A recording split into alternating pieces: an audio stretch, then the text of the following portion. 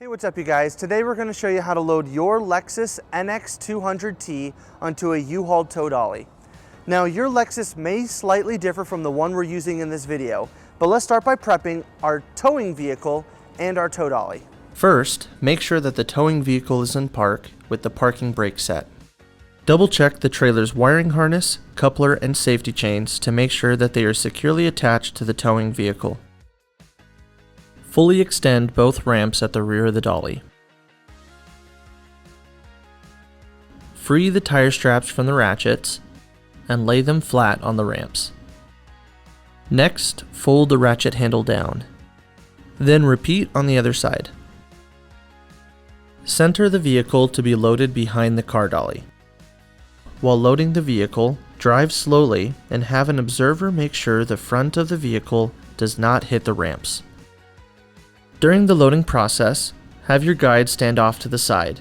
Continue slowly up the ramps until the vehicle's tires come to rest against the stops at the front of the dolly. Vehicle should be centered on the platform.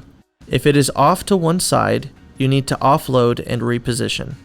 Once loaded, the towed vehicle needs to have the steering wheel locked. Loop the seatbelt through the bottom center of the steering wheel and fasten it. Move the seat back to add more tension.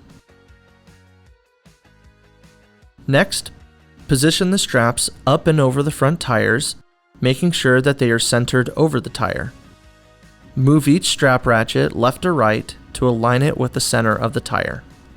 Route the straps through the slot of the ratchet spool, making sure at least 6 inches of the strap passes through the spool.